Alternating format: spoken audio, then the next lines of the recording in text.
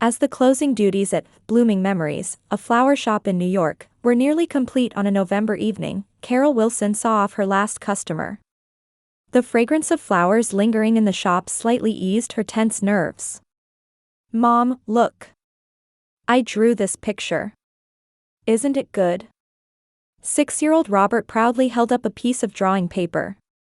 Carol gently stroked her son's brown curly hair as she took the picture. It showed a disproportionately large turkey and 3 people holding hands. "Who's this?"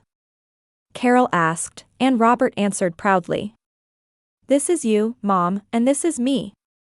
And this is Grandma. We're going to see her tomorrow, right?" Carol's smile froze slightly. That's right.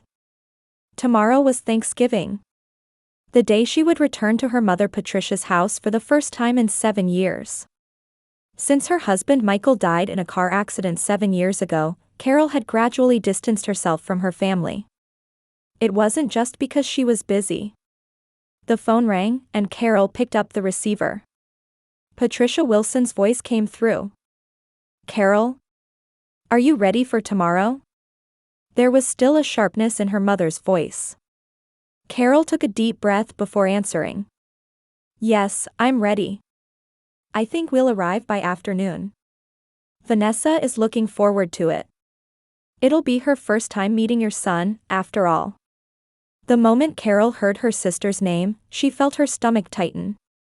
Her relationship with Vanessa, who had been their mother's favorite since childhood, was complicated. "Yes. Robert is looking forward to it too," Carol lied. In reality, she had barely mentioned her mother and sister to her son. After hanging up, Carol looked out the window. New York City was already decorated for Thanksgiving. She couldn't help but remember the last Thanksgiving before her father died. It had been 10 years. After her father's sudden death, her mother and Vanessa grew closer, and Carol became increasingly disconnected from the family circle. "Mom, what's Grandma's house like?" Robert's question brought Carol back to reality. "It's a beautiful house in a quiet town in Pennsylvania. It has a large garden and a small forest in the back." Carol smiled at her son, but deep inside, anxiety was swirling. There must be some reason for her mother's sudden invitation. Patricia always had a reason for everything she did. "Let's pack our bags," Carol said. "Tomorrow's going to be a long day." That night, after Robert went to bed, Carol opened an old photo album. It contained pictures of a seemingly happy family, but looking closely, her mother's gaze was always directed at Vanessa, and Carol herself appeared somehow out of place. She had decided to visit for Robert's sake. She wanted him to know family bonds, even if they weren't perfect for her. Maybe it will be different this time, Carol told herself. We're adults now. The next morning, Carol and Robert headed to the outskirts of Scranton, Pennsylvania. As the scenery gradually changed from urban hustle to lush countryside, Carol's mind was pulled back to the past. How her sister was always praised while she was criticized. "Why can't you do this as well as Vanessa?" her mother would say. During such times, her father would secretly put his arm around Carol's shoulders. "Mom, the sky is changing color." Robert's voice echoed in the car, and Carol came back to herself. Pure joy was visible on her son's face. At the very least, she wanted to make Robert's first Thanksgiving special. After a 3-hour journey, they arrived at Patricia's house. The white 2-story house was festively decorated for Thanksgiving. A pine wreath hung on the front door, and warm light spilled from the windows. Robert excitedly jumped out of the car, but Carol hesitated for a moment. Then she took a deep breath and told herself, "This is a new beginning. It will be different this time." The front door opened, and Patricia and Vanessa appeared. Their smiles were perfect, but Carol noticed something in their eyes. Was it genuine warmth, or something else? "You're finally here. I've been waiting so long to celebrate Thanksgiving together. Your room is upstairs at the far end. I've prepared the room next to it for Robert." As Patricia announced this in the entrance hall, Vanessa quickly added, "I cleaned it for you." Something in those words sent a chill down Carol's spine. It sounded like charity. Thank you, Carol answered briefly and took Robert's hand up the stairs. Entering the room, she found white towels placed on the bed and artificial flower arrangements by the window. It was like a hotel room. Carol looked out the window that faced the backyard and could see the maple tree she had planted with her father. The tree had grown large and turned red. It's a very quiet house, Robert said in a small voice. Carol forced a smile. It'll get livelier at dinner time. When Carol went to the kitchen to help with dinner preparations, Patricia and Vanessa were arguing about the turkey stuffing. They paused their conversation momentarily to look at her. I thought I'd help, Carol said, and her mother shook her head. You're a guest. We can manage. Feeling uncomfortable, Carol replied, Oh. But let me know if there's anything I can do. Of course, Vanessa smiled, but her eyes were cold. By the way, where's Robert? He's reading in his room. The long trip tired him out. What a strange child. A 6-year-old boy reading books, Vanessa said. All the children I know want to play outside. Carol suppressed the urge to argue. Robert is a bit introverted. But he has his own ways of enjoying himself.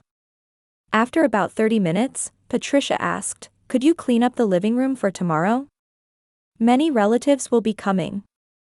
Confused about whether she was a guest or help, Carol headed to the living room.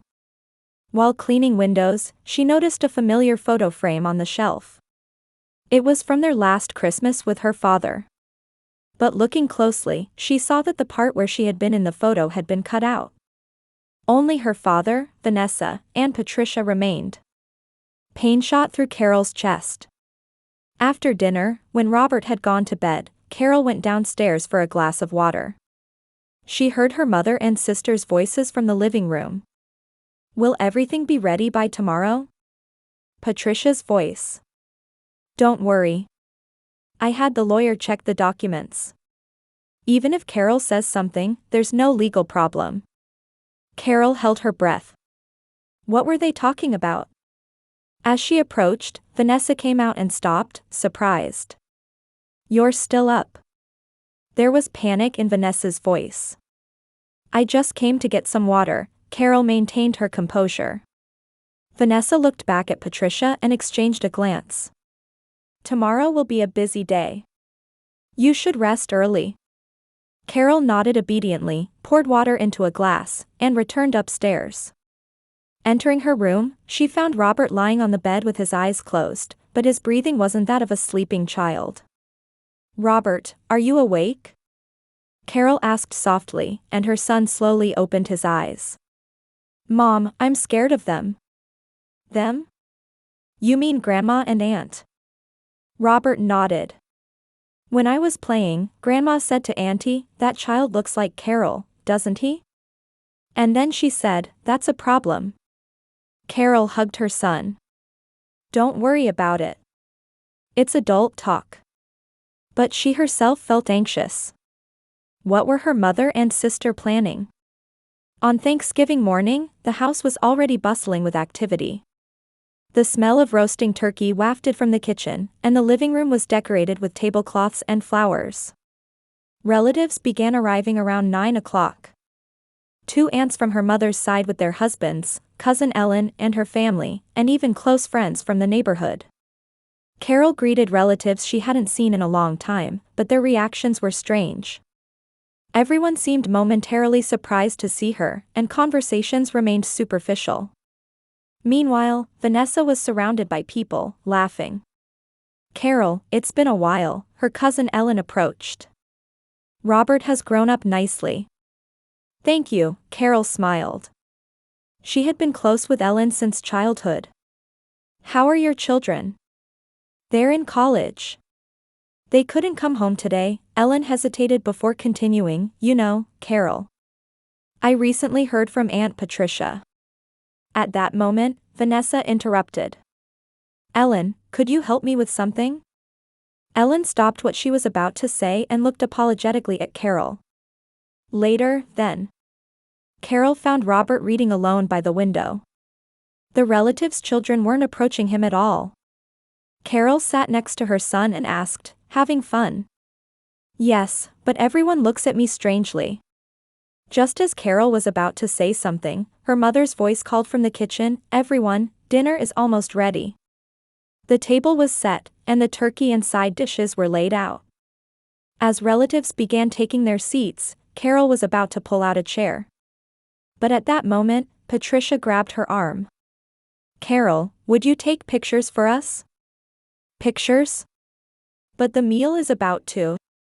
"If you take the pictures, we can have nice photos of everyone around the table." Patricia's voice was sweet, but her eyes were cold.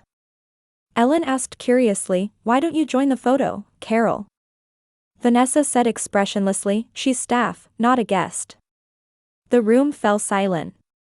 Carol stood frozen. Patricia nodded slightly and said, "That's right, we decided to have her help today," and handed Carol the camera. Robert approached his mother, looking worried about her expression. Carol took a deep breath and accepted the camera without saying anything. Her chest burned with anger and humiliation, but she couldn't explode emotionally in front of her son. "Everyone, please gather around the table," Carol said as she held up the camera.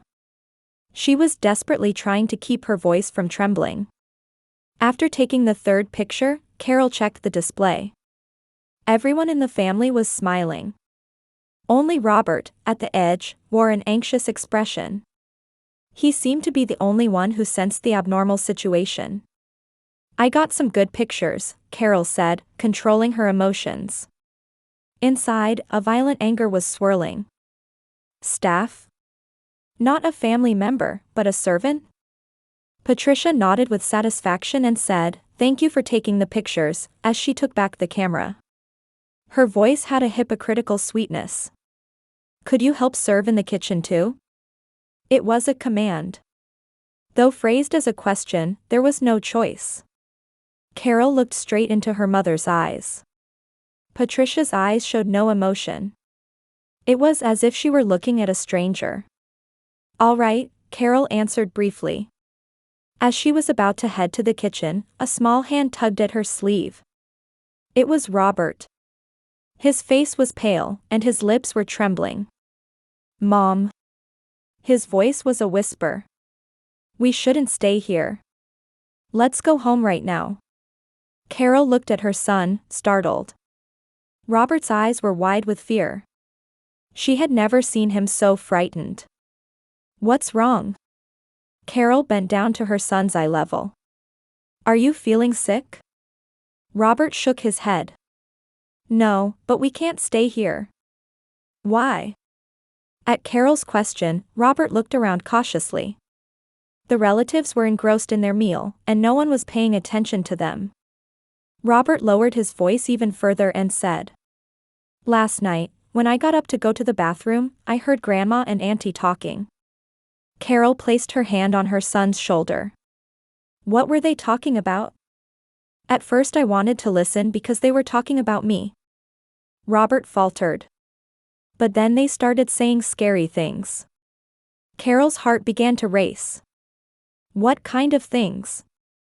Grandma said, "We'll do it tomorrow night, after Carol falls asleep."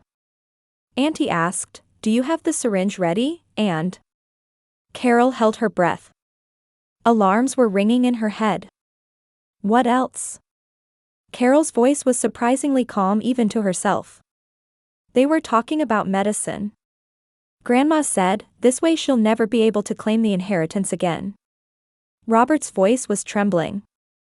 Then Auntie said, "We'll use the same method as with Dad, right?" For a moment, Carol's world stopped. Her father's death. They said it was a sudden heart attack. But she remembered that the day before his death, her father had also been excluded from the family, treated as staff. She hadn't thought much of it at the time, but now memories flashed back. Her father's brother had also died suddenly. Heart attack.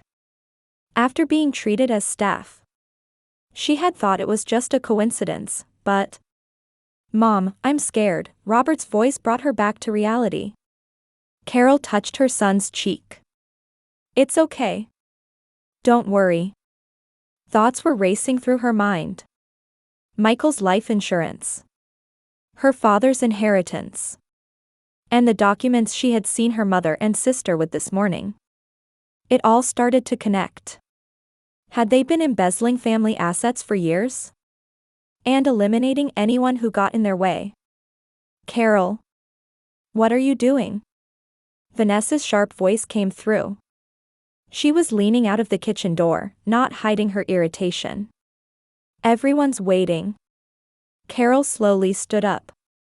I'll be right there. Vanessa looked at Robert suspiciously. Is he all right? Is he feeling sick? The fake concern in those words. Carol looked into her sister's eyes. Something was floating there. Anxiety? Or fear? He's fine. Just a little tired, Carol maintained her composure. Robert, rest here for a bit. I'll be right back. Robert nodded silently. There was an adult-like understanding in his eyes. Carol went to the kitchen. Serving plates were lined up on the counter, along with containers of sauce. Vanessa was pouring wine into glasses. Could you take this to Aunt Patricia's table? Vanessa said with a smile, but her eyes weren't smiling. Carol took the wine glass and said, of course. Then she added, Vanessa, what do you think about Dad's death? Vanessa's hand trembled for a moment. What are you talking about? That was 10 years ago. Yes. But I've been thinking about it lately. Carol deliberately kept it vague. There were several strange things. What are you trying to say?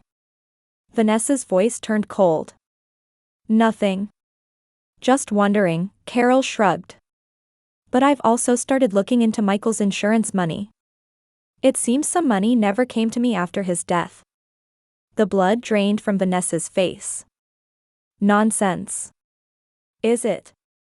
Carol said calmly. I'm thinking of having a lawyer check it out. As Vanessa was about to say something, Patricia entered the kitchen. What are you doing? Everyone is waiting. Carol turned to her mother. I'm sorry. We were talking. Patricia noticed Vanessa's expression and frowned. What happened? Nothing, Vanessa quickly answered. Carol was just asking about Dad. Patricia's eyes narrowed slightly. Why suddenly bring that up? I remembered something. How Dad was called as staff at the last Thanksgiving, Carol said quietly. And the next day, he died of a heart attack. Silence filled the room.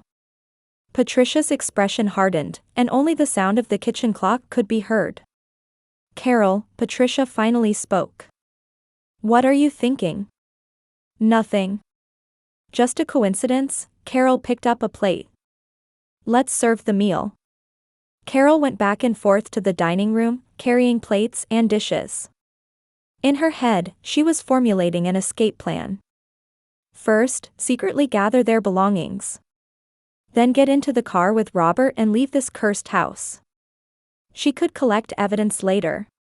The relatives were enjoying the turkey and sides, engaged in lively conversation. Nobody seemed to notice her unusual state. Or if they did, they were ignoring it. Carol only exchanged glances with her cousin Ellen. Questions and concern floated in Ellen's eyes.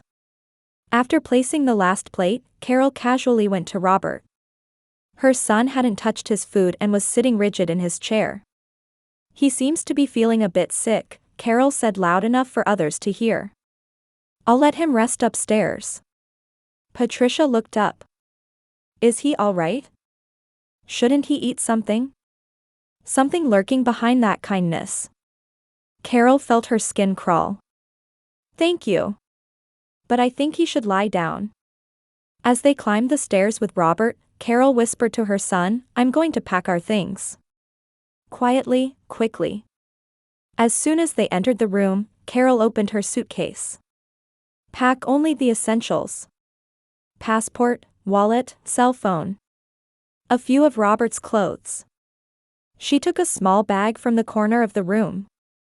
It contained her laptop and notes recording her questions about her father's death. "Mom, where are we going?" Robert asked in a small voice. "To a safe place," Carol touched her son's cheek. "Be brave for just a little longer. Can you do that?" Robert nodded. His eyes showed fear but also determination. "We'll go out through the back door. Be careful not to be seen by anyone." After finishing packing, Carol listened. The meal seemed to be continuing. Laughter and conversation could be heard from downstairs. She took her son's hand and quietly descended the stairs. The back door was at the back of the kitchen. However, the moment she stepped into the kitchen, Carol froze. Vanessa was standing in front of the refrigerator. "Leaving already?" Vanessa's voice was cold as ice. Her gaze was fixed on the suitcase Carol was carrying. "Robert isn't feeling well," Carol maintained her composure. "Actually, he's been running a fever. I'm taking him to the hospital." Vanessa looked at Robert with doubtful eyes. Carol put her hand on her son's forehead and said, "You still have a fever." "I see," Vanessa's voice showed she didn't believe it. "But weren't you supposed to stay tonight? Patricia prepared a room for you." "I'm sorry, but my child's health comes first," Carol smiled. "When Robert gets better, we'll come again." Vanessa was about to say something when Ellen entered the kitchen. "Is something wrong?" "Robert has a fever," Carol quickly answered. "I'm taking him to the hospital." "That's terrible," Ellen said worriedly. "Is there anything I can do to help?" Vanessa couldn't hide her irritation. "It's fine. Carol can handle it herself." "Thank you, Ellen." Carol gave her cousin a grateful look. Then she said to her sister, "Give my regards to Mother." Ellen's presence seemed to make Vanessa hesitate. Carol took the opportunity to head for the back door. "See you." Outside, the cold night air filled her lungs. She loaded their luggage into the car and secured Robert with a seatbelt. As she started the engine, she looked at the house in the rearview mirror. Vanessa was watching them from the window. "It's okay," Carol told Robert. "We're safe now." But deep inside, she knew they weren't safe yet. It was too far to return to New York. Carol decided to look for a motel in a nearby town.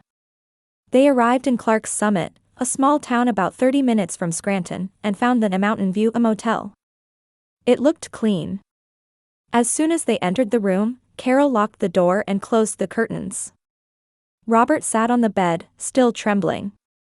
"Mom, are Grandma and Auntie bad people?" Carol sat next to her son. "They made bad choices. But we're safe now. Can we go home again?" "Of course. We'll go back to our home in New York." Carol hugged her son. "Now, let's get some rest." After Robert fell asleep, Carol opened her laptop. She began examining all records related to her father's death. The death certificate stated, natural death due to heart attack. However, her father had no history of heart problems. And after his death, a huge insurance payout had been made. It was an insurance policy Carol had never seen. She also checked her deceased husband Michael's documents. Indeed, insurance money had been paid after his death. But she had received less than expected. Carol sent an email to lawyer Alex Shapiro. She wanted to meet first thing tomorrow morning. Looking out the window, she saw it had started snowing. On Thanksgiving night, she had fled from her family. But this wasn't the end, it was the beginning of revealing the truth. The next morning, Carol headed to Alex's office. She left Robert at the motel for safety, asking the motel owner to keep an eye on him. "Carol, what happened?" Alex asked worriedly. He had been Michael's close friend. Carol told him everything that had happened yesterday. The conversation Robert had overheard, her mother and sister's suspicious behavior, and the similarities to her father's death. "This is serious," Alex frowned. "We need to investigate your father's death again." "What should I do?" "First, let's report this to the police." Then we'll investigate the death insurance payments for your father and husband, Alex said. I'll inquire with the insurance company. At the police station, Detective Jackson listened carefully to Carol's story. Do you have any evidence? My son overheard a conversation, and there are similar deaths in the past, Carol answered. We'll investigate, but honestly, it's a difficult case, Detective Jackson said. But we'll ensure your and your child's safety. Over the next few days, Carol and Robert continued to stay at the motel. While waiting for contact from Alex, Carol began reaching out to her father's friends and former colleagues. And surprising facts began to emerge one after another. The courtroom doors opened, and the judge entered. Carol stood up nervously, realizing that the months-long legal battle was finally coming to an end. The jury has reached a verdict. The jury foreman stood up and read from a paper. On the charge of first-degree murder against the defendant Patricia Wilson, we find the defendant guilty. On the conspiracy charge against the defendant Vanessa Wilson, we find the defendant guilty. A sigh of relief escaped in the courtroom. Tears welled up in Carol's eyes. It had been a long journey. The investigation revealed that Patricia had poisoned her husband 10 years ago and Carol's husband Michael 7 years ago. Michael's accident had been staged. The motive was insurance money and inheritance. The two had been embezzling family assets for years. As Carol left the courtroom, lawyer Alex was waiting. It's over, Carol. You won. I don't think I won, Carol quietly answered. The truth just came to light. The verdict was announced, with Patricia receiving a life sentence and Vanessa, with mitigating circumstances, a 15-year sentence. In court, Patricia refused to admit guilt until the end, insisting, I was only trying to protect my family. Vanessa shifted all responsibility to her mother to reduce her sentence, claiming she had only obeyed because she was threatened. 6 months after the trial ended, Carol formally received her father's inheritance. It included her father's diary, which revealed that Patricia had been psychologically abusing her father for years, and that her father had been trying to protect Carol. Just before his death, her father had tried to tell Carol everything. Dad. Carol hugged the diary to her chest and cried. A year later, at Christmas, Carol and Robert were spending peaceful time in their new home. The flower shop had expanded, and Carol had also started community support activities, which had been her father's dream too. Mom, the cookies are ready. Robert proudly showed her the cookies he had taken from the oven. At 7 years old, he was gradually overcoming the memories of that terrifying Thanksgiving. The phone rang, and when Carol picked up, it was her cousin Ellen. Carol. I thought you had the right to know, Ellen hesitated. Aunt Patricia attempted suicide in prison. She's alive, but her chances of recovery are slim. Carol took a deep breath. Complex emotions filled her chest. Thank you for letting me know, she answered quietly. And about Vanessa. Ellen continued. After learning about her mother's actions, she completely broke down mentally. She's receiving treatment, but... After hanging up, Robert looked up at his mother worriedly.